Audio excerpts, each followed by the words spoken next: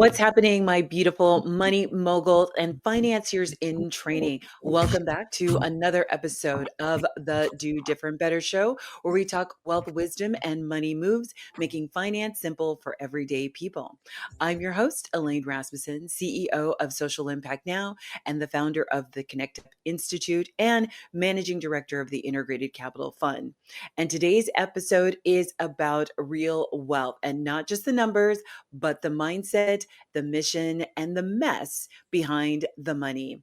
I am joined today by someone who totally gets it, and you're just going to absolutely enjoy and adore. You're just not going to get enough.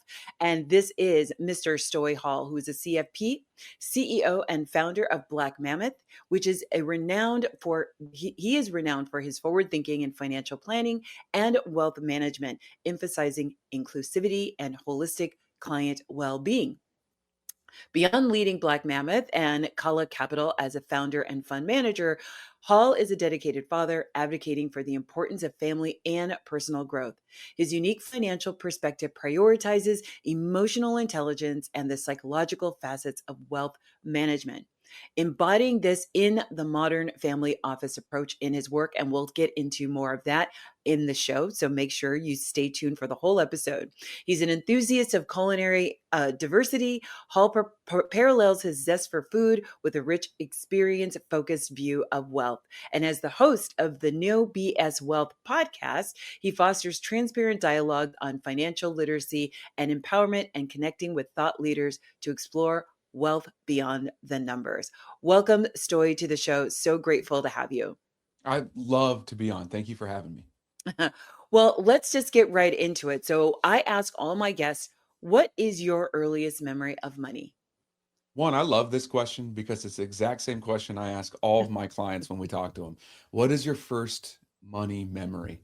And mine has never changed. It's always been this one. So I was I would say about 10 years old, 8, 10 years old. And when you're a kid, you finally earn money doing something.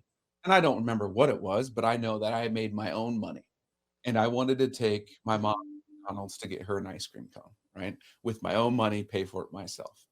And so I did. And on my way out, one of my friends jump scared me and I crushed it and dropped it to the ground. And Oh, I vividly remember just breaking down. And everyone always asks me this. They're like, well, just go get another one, right? Like, go buy another one. And it has nothing to do with like the item itself. It was the right. fact that I was able to provide to my mother, who's been providing to me my entire life. And so from that day, I never forget that. And that's something that I always hold near and dear to my heart is be able to buy things twice, be able to make up for mistakes or failures that happen because you have set yourself up for success in case something bad happens. I love that. So let me ask you this, and it may be a different story, but it might be the same story. When did you realize that money had influence? Very early on. I grew up with a single mother. My father really wasn't in the picture, and so she worked all the time, 12-hour shifts. She had a business at one point. And I found that in order for me to do what I do, which I love sports, I was always in sports. In order for me to do those things, she had to work, and it took money to do so. And so my first initial relationship with money was always negative because she couldn't Mm, go to all my games. She couldn't come to all my practices like my friends' parents could. And so I really started to not like money. I didn't really care for it. We didn't have a mm, lot of it, but I knew like it was more evil than anything because it took time away. And mm. obviously that's changed and developed, and I'm sure we'll get into that. But that's Yeah. what initially, when I was a child and basically almost through college, that's how I felt and how I dealt with it. So yeah, so let's talk about that. So because I have a similar story, right? It's like I was a classically trained dancer, and so my mom could never come to my performances because not only did she have a day job, but she was a cosmetologist by training. So she would do people's nails, and sometimes she would do the nails of the people I went to school with, which created an interesting dynamic. And then she started doing their parents' nails, which was really weird for me. I'd be literally sitting in people's houses who I wasn't friends with, right, in school. And I'd have to see them at school the next day. And so I also became to have some like negative feelings that then impacted me in college. So talk about maybe how that negative relationship with money maybe put you in challenging situations in your college or your early 20s? Yeah, I didn't know what money really was and how to use it, right? And I remember this vividly, like between our freshman year into sophomore year, we live on campus. We got a job. I got a job at the Boys and Girls Club off campus and got my first credit card. Well, you know what a 18-year-old or I think 19 at the point is going to do. I'm going to go buy a TV. I'm going to go buy this. And guess what? I can't pay my bills. And so it really did trash my credit. And I just always have that in the back of my mind. One, because I still have that TV and my boys actually use it. But two, the fact that like I didn't know anything. I didn't know better, but I also didn't was never taught anything from my parents through high school, in college, the Boys and Girls Mm, Club, nothing taught us about money, of how to use it correctly and really what it means to you as a person because it's different from me and it's right. different for you, but it's still the same dollar. Exactly. Oh, I love that we have that. I was a girls club person before they combined. I remember girls club was separate than the boys club. So that's awesome. So now let's get into like that whole path, right? So you're currently a registered investment advisor and a certified financial planner, but like what does that actually mean? And Yeah. what kind of work do you do with your clients? Yeah, and I love in our industry, we have all these letters, CFP, RIA, IIR, bleh, right? Gotta love our regulations that make us do those things. But ultimately, to make it very simple, is my role and my job is to be your right hand throughout your life journey. Because everything we touch and we deal with deals with money, right? Whether that's, buying a coffee today, which is always the media's first thing to go to, whether that's getting your kids into sports, going to college, new jobs, starting a business, you name it. You have all these questions and you don't know where to go to get those answers. ChatGPT, Google are not the right places because they don't know who you are.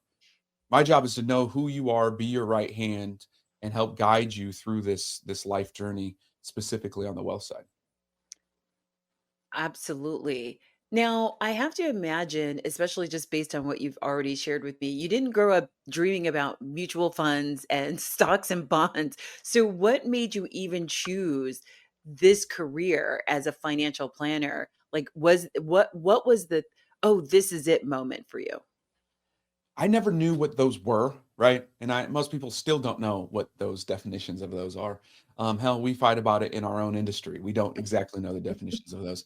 But when I was working at the Boys and Girls Club, what was my title? I was the teen development officer, right? Mm, Really fancy title for I mentored teens and watched kids. But I learned that they didn't know anything about money. Their parents didn't know anything about money. So I started a program there where it was like financial literacy 101 type situation with them and started to try to figure out like what's going on in our society of why we don't know what we don't know, right? mm, For some reason, that's exactly what financial advisors are supposed to do, right? That's what I was told right. in college. And so I was like, hey, well, I'm already doing it. I really care about it. My background comes from the other side. I think I have a unique skill set that I could maybe push this further and do something different. Because right now, one, for our minority community, LGBTQ, and women, we don't get really good education. We don't know anything, No. especially back then, right? And I'm like, you know what? Let's do it. So that's kind of what got me into it. And then just pure passion of drive of trying to change the industry because it's still not good, right? I started in 2011. We are in whatever year we are in. I'm almost in year 15, and we still have the same issues over and over again. And what would you say are some of the themes that come up in some of your conversations with your clients? Biggest common theme is most people don't want to talk to someone because they don't have enough money, right? Mm, I don't have enough money to talk to you. I don't have assets, all that stuff. One, that's wrong. That's not when you should talk to someone. You should talk to someone well before that. The other is it's always about investments, right? And when you hear investments, and I'm sure all the listeners right now, once I said investment, you're thinking stocks, bonds, mutual funds, like that's where your brain goes. mhm, The problem is that's not what the ultra wealthy invest in. They do some of that, but what they invest in is themselves, their education. They invest mhm. in the people around them their family, their friends, then yes, they dibble into some stocks and bonds, but they are investing in people and they're investing in businesses because that is how you foundationally grow wealth, not because I got lucky that this stock decided to do something, right? In our, I guess, middle class and lower, we've never been taught that because we work for those people, right? Right. They're leveraging us to make their money. We've never been taught the fact that, hey, if you invest back into yourself or your loved ones or other businesses that are your friends, you can actually build wealth, not just throwing it in the stock market with the extra money that you get from working for somebody. And so those are the two main conversations that we have the most up front to kind of break that normal mold of what people think wealth is or what money is. I also think that there's this piece, this weird definition, implicit definition we have around sacrifice. When you talked about your mom working 12 hours, my mom worked a lot, of we're sacrificing for our kids, but then we won't sacrifice. And I'm not talking about your mom or my mom, but I see in the community of, I work with small businesses. And so I'll say to them, hey, you get your nails done every 2 weeks. What could you do if you maybe brought down the service or stopped doing the service for a while and took that money and invested in their business? And they look at me sideways and they're like, what? I'm like, well, you told me, I'm going off of what you told me. You told me you wanted to be here. You wanted to sell X amount of units. You wanted to be in Target. You wanted to be in this store or that store. You wanted to have your e-commerce up and going.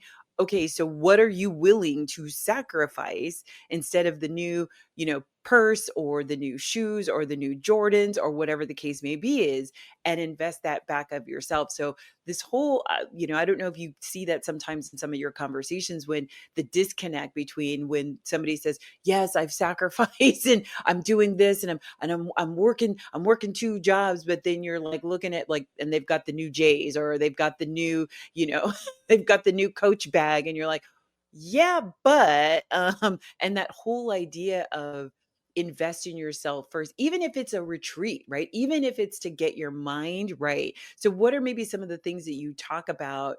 Like what does sacrifice actually mean? Or what is maybe the you try to help them reconfigure what that looks like? It's 100% a mindset issue. Especially in the again the lower income classes in our community directly. We'd Mm, rather go buy J's and do that because it makes us feel good and we can show it off, right? Well, the ultra wealthy don't do that as much. They do it afterwards. They're not doing it on the front end. They're really silent with how they build their wealth. And it's mm, because they've aligned their emotions with the decisions that they make, which is very funny and opposite of what we've always been taught in the media is remove your mm. emotions from your financial decisions, right? We've all heard that. It's opposite. You should be integrated. You should know how money makes you feel. You should know that this decision is going to put you in a headspace or whatever it's going to do. Because if you can align how you feel, what brings you joy, and the things that you want, those financial decisions are really easy, right? Back to your example of those everyone buying J's or Gucci or whatever, getting their hair done, is if you knew you were squared away with your star player and knew, hey, this is what I need to do to get there.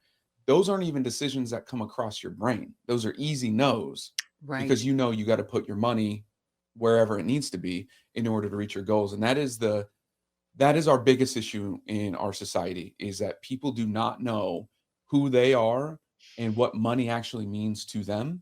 They Mhm. think in our perceived notion of what they've been told and shown what it should be doing for them, but truly we have no idea what it means to ourselves. I couldn't agree more. I was talking about this with somebody last night, and I feel like it's getting worse. And I don't know if that's connected to social media, of just people disconnecting from themselves and disconnecting from their body, but not really understanding. I was just telling somebody last night, I said, I have found more and more frequently when I ask people, what is it that you want? Especially when I'm working with business owners or I'm working with female clients and I'm like, hey, we're trying to align their money with their values. And it's like, okay, well, what do you want? What is the, if I had to ask you, what were three adjectives that would represent the values that are the most important thing to you? A fascinating thing happens, which is they'll tell me something they'll answer the question, but not the question I asked, right? They'll tell me about this over here or that over there. And I'm like, okay, that's great, but that's not what I asked you. And then I'm like, this was the question. I'll repeat the question. And then they'll go off on another thing. And I said, that's amazing. But again, you didn't answer my question, and I'm only going to ask one more time. So this is a great place for us to stop. So if you, for all of my listeners, you've been listening to Stoy Hall, a CFP and registered investment advisor, founder and CEO of Black Mammoth. And we've just been talking about his personal journey with money and how he's been influenced by his growing up. In the next segment, we're going to actually get into what does Black Mammoth do and how might you leverage an organization or a firm like a Black Mammoth or others to be able to help you build the next step in your financial journey. We've talked about the why. Now let's talk about the how. And Black Mammoth is really doing something special and different in the world with the world of wealth. And I want you to be able to make sure that you take all these golden nuggets and understand what a holistic and real life financial planning actually looks like. So see you all after the break. You're listening to the Do Different Better Show. I'm your host, Elaine Rasmussen. I'll see you in 2 minutes.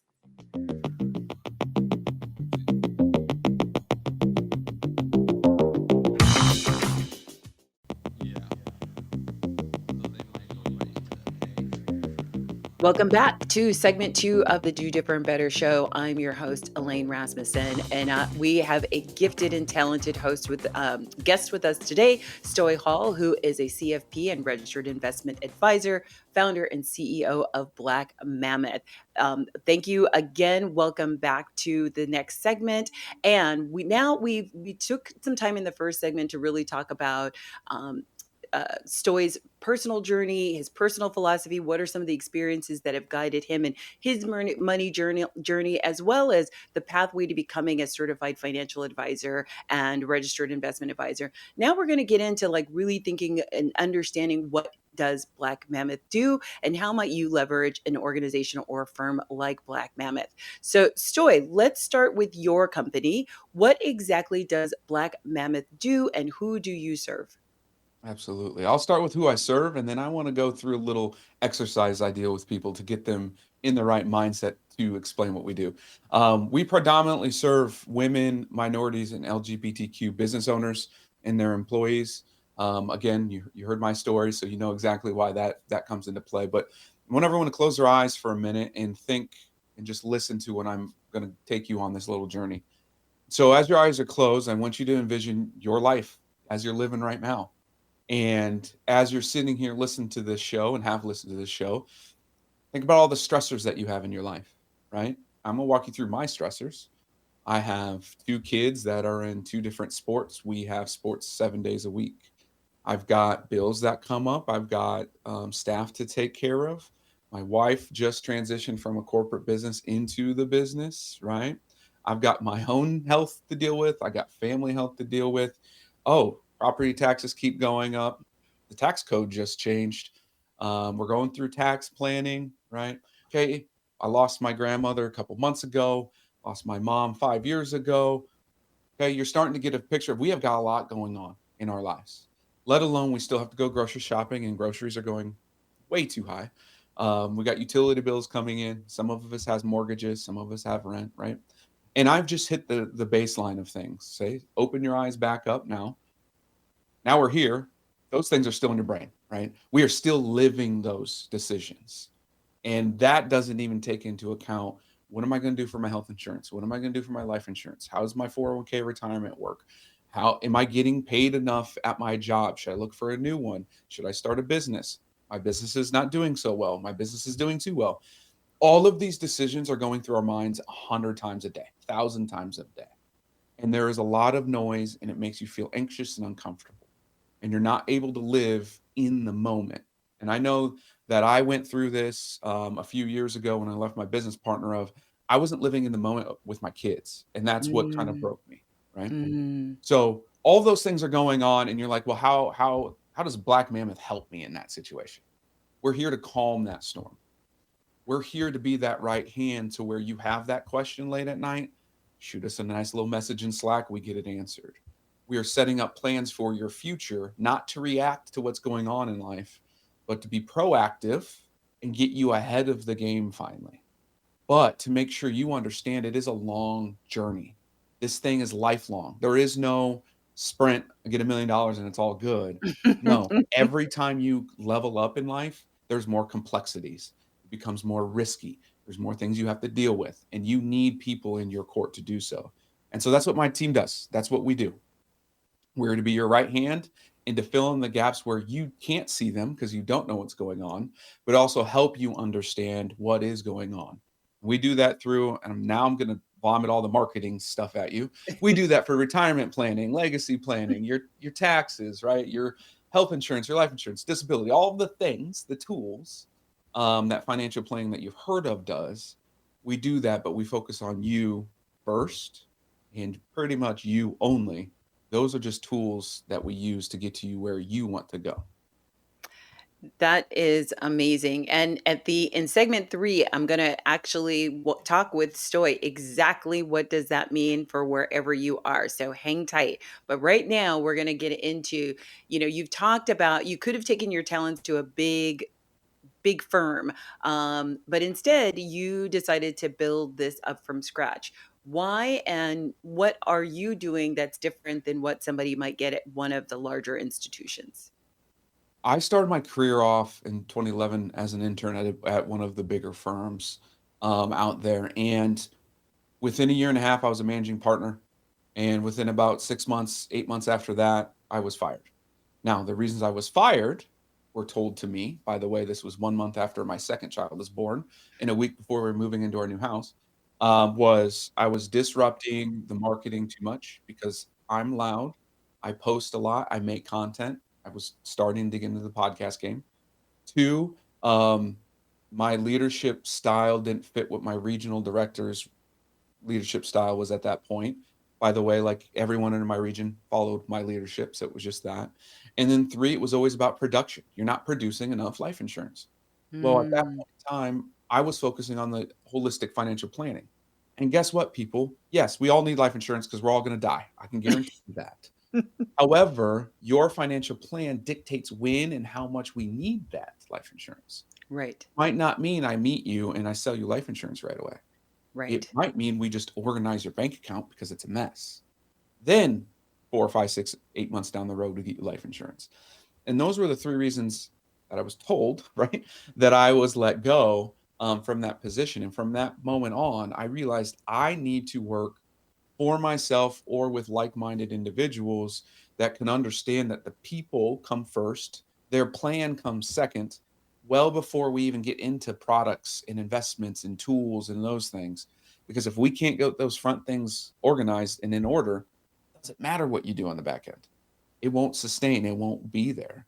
And so that's really why I went from, okay, a big firm to my own thing is because of the control and the ability to focus on the people and not just money. And there are, in my opinion, there's only 2 people in this world. Those that care about people and those that care about money. Mm. That's it. There it is a very hard line for me. There's no gray area. You either care about people or you care more about money. And I'm a people person. And I feel like I'm aligned with that philosophy because my thing is I will get the money if I care about people, right? If I take care of my team, they're going to produce better, which means the company's going to do better. And understanding that are there going to be people who take advantage of that? Absolutely, but my thing is the universe and whatever higher power you believe in, they're going to take care of those people. I don't need to spend my time taking like doing anything to those people because that means that I can't pour into the people that are actually around me and surrounding me and supporting me, whether it's my family, whether it's my friends, whether it's, my employees. So I think that's such a critical thing that they're not mutually exclusive, but they are mutually exclusive, right? Right. Um, so the other thing that you've talked about in your blog post writings and articles is the industry gets investing all wrong. I absolutely love that. So can you break that down for us? Like what are we missing and why and when we only focus on return on investment or ROI? obviously we hit upon a little bit in that first segment on this, but I use this analogy a lot, and I know it's very far-fetched, but just stay with me, everybody. Okay. If I was to come to you and guarantee you a billion% return on your money, you would jump at that chance, right? Mhm. Everyone would. I know it's like fictitious, get it. But you right now have $0 to invest. You have $0 to put into what I just guaranteed you because you have not organized yourself. You have not aligned your money with your decisions. And either you feel like you're behind or you're not making proper decisions to save. So everyone knows the simple math there, 0 times any number is 0. So why are we as a society, as an industry, focused so much on the return of your investment and our investment returns when predominantly majority of people have $0 to put into it? Cool, we're spending all this money and making everyone feel terrible because they have $0 to put in, and we're all like, "Oh yeah, I can get you a 20% return, 30% return, 10% return." Well, congratulations, majority of that for people 0 still. Like it does Right. nothing for them. And so that's where the foundation of my philosophy comes through with investments is if we can't get everything else put in order for your plan, doesn't matter what return anybody can get you. It's still going to be 0 because you have 0 to put in. And it's so important because I know, and I've told this story on the show of I remember for me, I was also a single mom. I was working at a job. I was working at a job that wasn't paying me well because I was getting a free master's degree. I was working at the university, and I remember reading a Susie Orman book, and she was talking about do all these things, and I'm like, I'm broke. I'm broke. I don't have anything. And but I said, you know what though? I said I'm going to start with $5. I'm just going to start with $5, and I'm going to put it in a separate bank account. And I'm just going to every week I'm going to put in $5. And then I'm like, when I get comfortable with $5, I'm going to put it up to $10. And when I feel comfortable with $10, I'm going to bring it up to 15. And I remember it was probably about 6 months later, my son needed something. I don't know, he was in sports very similar to you. I'm like, I don't remember what it was, but I remember like my first thought was, do I have it? But then my second thought was, yes, I have it. And my third thought was, oh, this is what wealth is. Wealth isn't necessarily having all this money. It's about knowing that you can take care of. And I think you talked about this before, right? Of like, I could buy something twice, like, and it not impact me. It not, I don't, and I remember the other thing that was pivotal for me is I didn't have to check my bank account because I used to check my bank account many times a day to look at those saved 5 cents that were in my bank account. And I don't have to check my bank account. I know I have it, and I can just pay for it, and I'm gonna be fine. I'm gonna be able to pay my rent. I'm gonna be able to put gas in my car. It was such a transformational moment for me. And it started, to your point of, it started with $5. Like, I thought that I didn't have money to save, but I actually did have money to save. But it was more comfortable telling myself that story that I didn't have anything, so I could stay in that mindset like you talked about, than for me to go out on a limb and sacrifice and say, no, I have $5. And if I have $5, I've got $10. And if I got $10, I got $15, and so on and so on and so on. Um, how do you feel about that? You nailed it. I mean, that's exactly what it's about, right? It's ultimately you shifted and changed your mindset without like using all the term words that we use. You did. That's what you did. You changed your money situation from a money situation and separation to a lifestyle. That is your new lifestyle. And that's Right. how we all got to get to is our lifestyles are different. I'm going to spend more money on something than you are and vice versa. But in our lifestyles, we got to be comfortable with it because then it's just part of your life. It's not a decision making anymore. It Yeah. just is what it is, right? It's part of that path.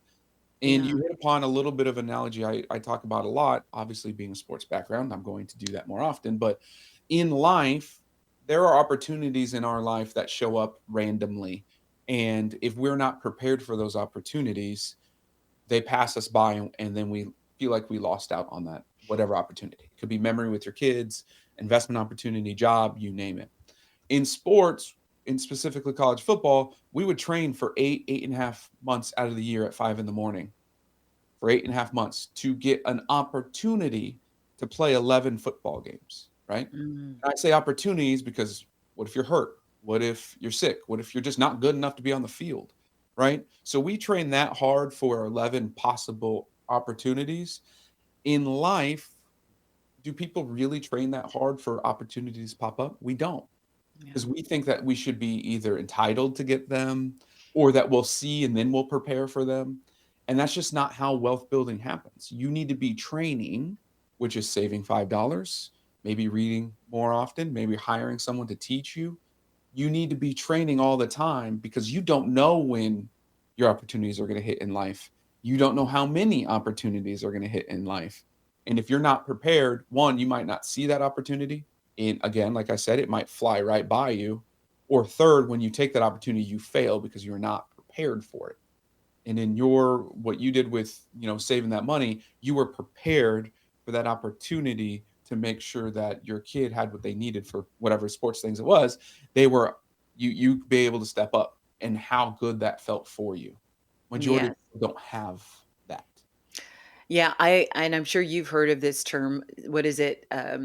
Luck is opportunity meeting plus preparation, right? If you were prepared and you put in the work and you put in the investigation and you laid the foundation, when the opportunity presents itself, you can say yes or you can say no, and you can do that from a position of from an asset based position as opposed to a deficit. Like, oh, I didn't, or I couldn't. But I will tell this one quick story of like, I talked about this on another episode of I was a stockbroker when I was 18. I worked in what was Shearson Lehman Brothers, and I picked stock, right? And so I picked a over a course of 3 or 4 months. I came down with like a small portfolio of three stock. And two of those stock I remember. One was Costco, and this was 1988. One was Costco, and one was Home Depot. And I recently put into ChatGPT. I'm like, if I had $50, if I had $50 in 1988, and it was an interesting exercise of like, what would that $50 have turned into? Well, if I'd had $50 and put it, I think it was $100 actually, $100, and I put it in a Home Depot, it was going to be $10 million. Right, and if I had, because it's split so many times, and if Sure. I had $100 and I put it in Costco, it was gonna be 50, and I was like, "Listen, I wouldn't throw away $50,000 either," No, right? at all. At all. Well, that wraps I'm gonna go ahead and bring us home and wrap up this segment, but in the next segment where I want us to really talk about not only practical and tactical tools and some insights, but I also really wanna talk about how you built your business, right? Because I think we have a lot of small businesses, you're working with small businesses, and that can be something we overlook of like, what's now this mindset, this wealth wisdom mindset that needs to be in the business, but also just practically and tactically about how you've built your business. And you've clearly built a firm that reflects your values, but we're also going to be able, I want us to get into some actionable advice. So for my audiences, you are listening to the Do Different Better Show. I'm your host, Elaine Rasmussen. Be sure to join us in segment 3, where we're going to bring us home with Stoy Hall, who is CFP and registered investment advisor and CEO and founder of Black Mammoth. We're going to get into some of that practical stuff, so stay tuned.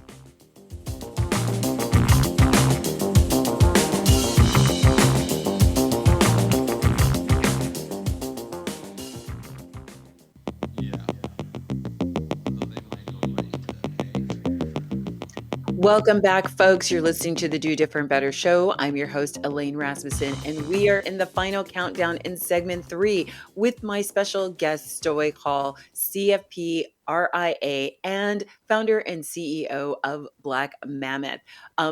He has just been dropping gems, and I hope that you have been, if you're only catching us in this third segment, go back and listen to the first two. It's been an incredible interview. But now we're going to get into some more practical and tactical things. We're going to be talking about him starting his business. What was that like? And then we're going to provide you as potential clients, what are some practical and tactical things that you need to be doing to get onto your wealth journey or jumpstart your wealth journey? So, Stoy, let's go back to you starting your business.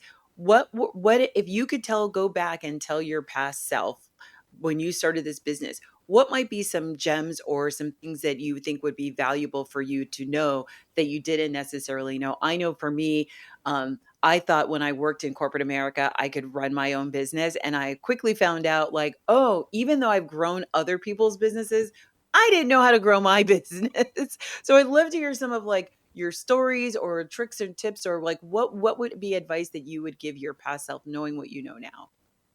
One, I would say breathe, because I mean, we launched during COVID, although I had like a group core of my clients that came with. So it wasn't like I started at 100% from scratch. I actually had a base clientele.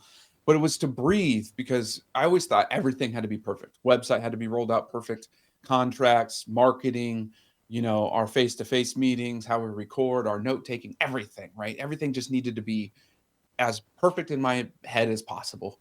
That's Mm, not real life. Like, no, like I always say this is like no one has their stuff together. No one has everything nobody. together.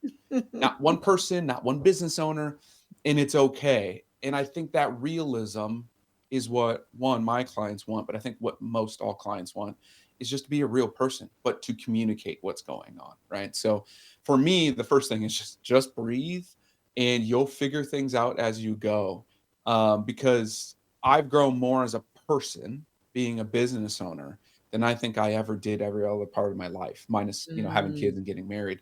Like, you grow personal development wise as a business owner very fast, because you mhm, are learning and figuring things out as you go of mhm, how you want to run your business, right? It is very easy being on the outside of a business and, consulting them of how to run theirs.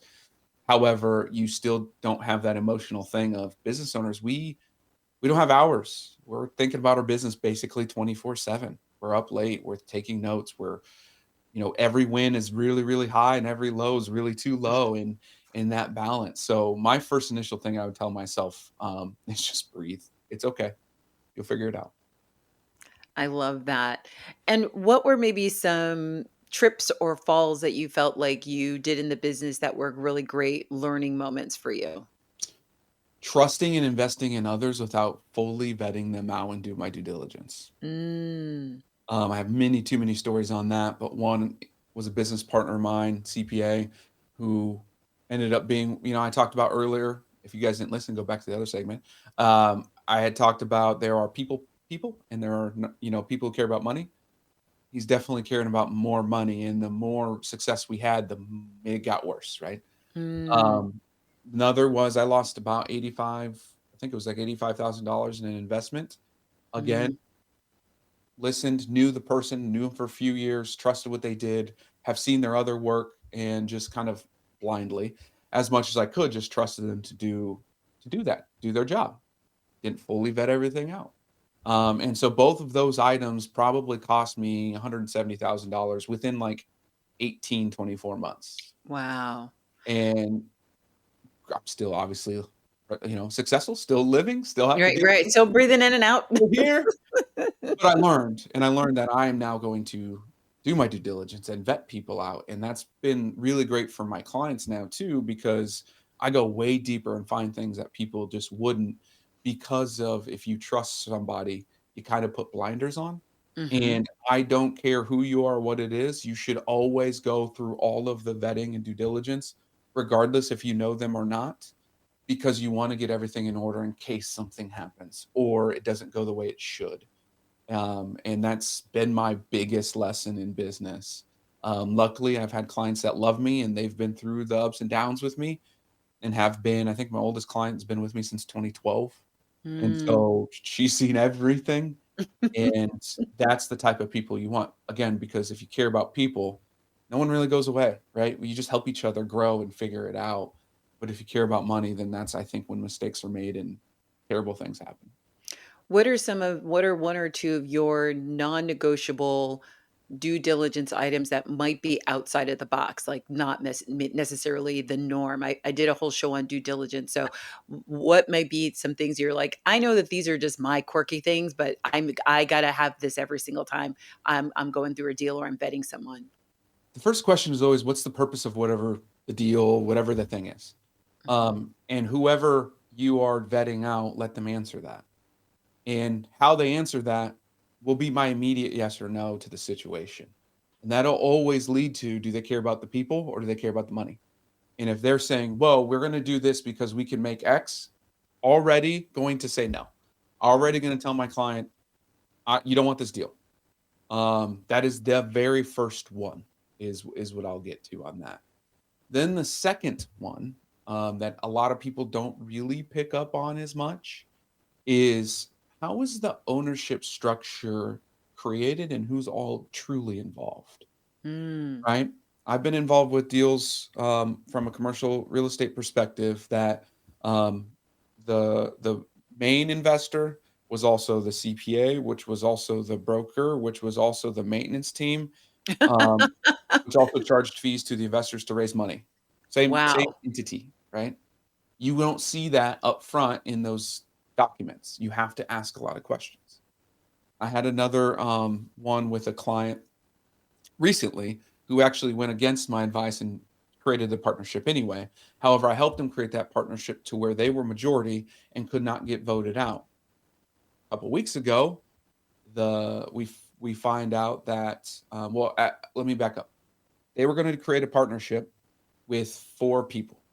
Mhm. Well, 3 of those people were going to be the main business owner and 2 of his employees.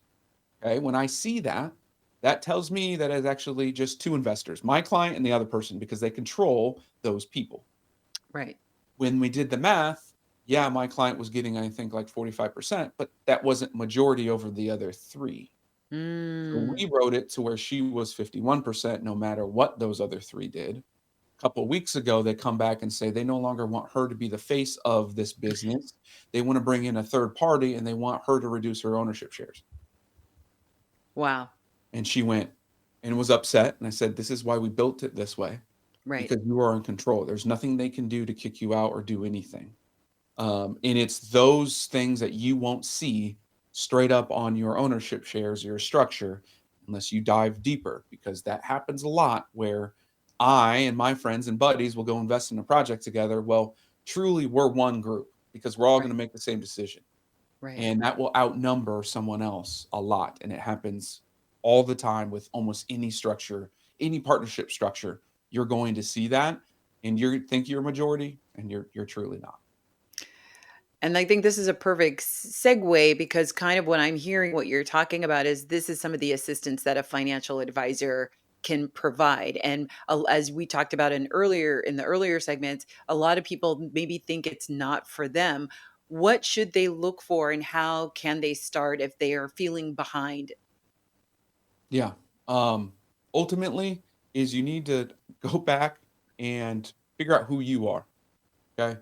We do a joy worksheet. And this goes for business owners, and it doesn't matter who you are. Our little joy worksheet is, I want you to take your last 12 months of your bank statements, credit cards, whatever you spend your money on, actually print them out. I know, very old school, right? Not technology based. And I want you to highlight everything that brought you joy when you made that transaction in green. I want you Mm, everything that made you kind of want to a little bit in red. And then I need you to put everything else basically in yellow, right? Like, yeah, I have a mortgage. It might bring me joy, but really that's a yellow because you got to live somewhere, you got to eat. Okay. Mark those out. Add up each category. When you add up each category, we have found majority of people have a lot more in the red category than they do in the green that brings them joy credit category. Okay. Start there. Then when you see that start to align with yourself, what brings you joy, the memories you want, and see if you can't change how that spending goes and that transactions go. Okay. That is first and foremost the first worksheet we give people. Start there. It takes time, I get it, but you are going to get to the root of a lot of your emotional issues right there. Then go meet with someone. Okay.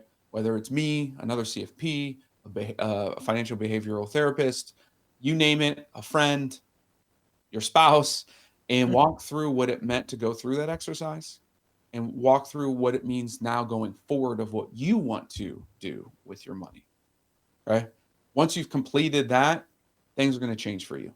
Light will be shined. You'll understand a little more about your path. Then you need to go hire someone. Okay. Everyone needs to have somebody, whatever that role may be.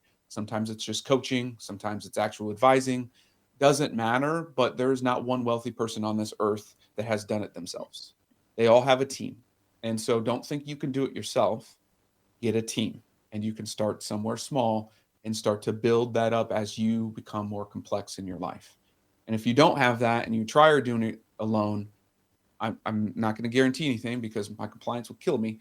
But I will say you're going to fail more often than you're going to succeed if you're trying to do this wealth journey alone, because there's too much going on that you won't see. Just like we just talked about with those two partnership things I just went through, Mm. the normal day person's not seeing that. And guess what? That happens on employment agreements, Yeah, mortgages, rent, you name it. You're missing things you don't know because you've never seen it before. exactly. So let's talk a little bit about fee structure. How does a CFP get paid? What does that look like for people who they're new to this and they're thinking, oh, they've been listening to you, you're like, okay, maybe I need to do that. Like, how does that person get paid? I know. Take a deep breath because my industry kills me with all these fees. I'm, I I don't want to try to hurt your brains, but it's gonna have to happen a little bit. Right. We get paid. We can get paid in a multitude of ways. There are advisors that get paid based upon the products they sell you and a commission off those. There are ones that take commissions off of the investments that you have called AUM. They make money off of that. That's the most prominent one. We can do hourly. We can do monthly retainers. We can do cash flow. All over the board is how we can get paid. How I believe is the best way.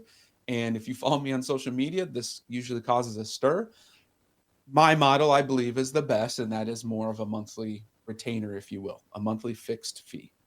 And I believe that's the best for a couple of reasons. Business owners wear a tax write-off. That helps. Two, because we're tied to your budget, that means we can build it all in together and we're working on it together every month, not just if it's in your investments, you kind of don't feel it and see it all the time, and it can kind of get really high. And then the third is just the pure transparency of it. It's a line item in your budget every month that we talk about. And that transparency then aligns with the value that we provide. And I will say this, the hardest thing for me to do is to sell what we do because a lot of it is more of a feel thing and you don't Mhm. feel it right away. I can't Right. save you $1 million right up front. Right. But over the course of years, us working together and the emotions and you being lifted and feeling like you're protected and things are going well, that's where most of our true value comes from. I love that. And is the retainer, is it based, is it on a scale of like depending on the revenue of the business? Complexity, right? Okay, So complexity. we have project ones where like, hey, you come to me, so I like just help me make a plan. We're good. We can instill it. I just need help. We have projects that start at 1,500 that go up to 12,000, depending on business ownership, complexity, or whatnot. We negotiate that in.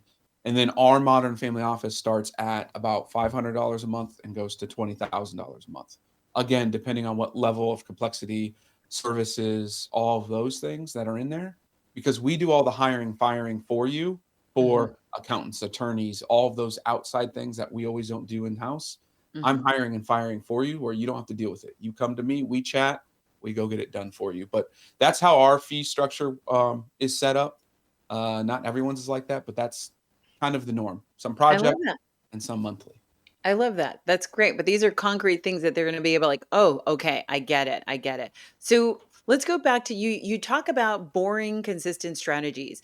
What's one underrated money move that builds wealth over time and not just hype, but actual results? Automation.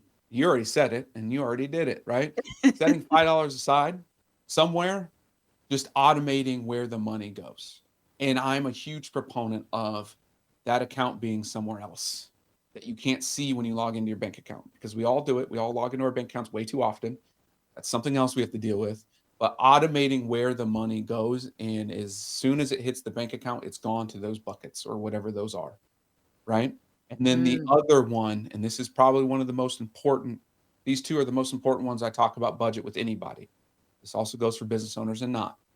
You need two line items to adjust your budget right now. So take this home, write this down. The first one is your grocery and eating out budget. What do those do for you? They feed you. Those shouldn't be two line items. Those should be one. Their job is to feed you. But then you're like, "Yeah, but I mm. go out and I have drinks and then that's entertainment. It's a different budget." Okay, that's a different line Mm, item. You should have one food budget, and that's what feeds you. We overspend in our food and eating out too much, and that's what our fight is. Its only job is to feed us, so make that one. I The other love it. one is you need to create a fun money line item. Okay. This is money that you could literally burn, don't care what you do with it. But you need to allocate some type of money to this fun money every month that you as a person can go blow because we are inherently humans and we're impulsive. And it's part of what makes us feel good. And so you need to be able to go blow 20 bucks, 50 bucks, 100 bucks, whatever your budget is allows for on whatever you want, because that won't hurt your everyday budget. Right now, people do that anyway, and it's taking from a different bucket, and then they're overspending on that bucket, and you never get ahead. So if you do those two things, you're going to right size your ship no matter where it's at. I love that. And we're getting into the home stretch and we're a little over time, but I want to make sure I get this in. So you have launched your brand new YouTube series in 90 seconds. What's it about and why should our listeners check it out? It's about let's get real. We're getting real with all these topics. Just all the conversations I just had. I take it from the mainstream media. I take it from, what you guys are commenting on. And we just have a nice me one-on-one conversation about what's real, what's not, and then how you can move forward with it in your life.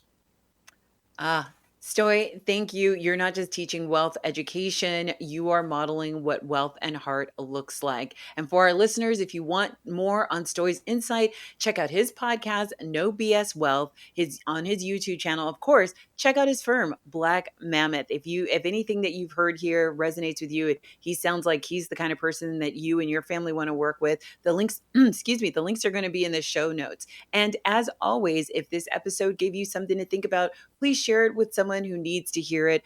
Follow, like, and subscribe, and tap that 5-star review if you're feeling it. And until next time, keep money moves going and match your mission with your money. Thank you again, Stoy, for joining us on the show. Thank you. Bye. Bye bye. I'm Elaine Rasmussen, and you're listening to the Do Different Better Show.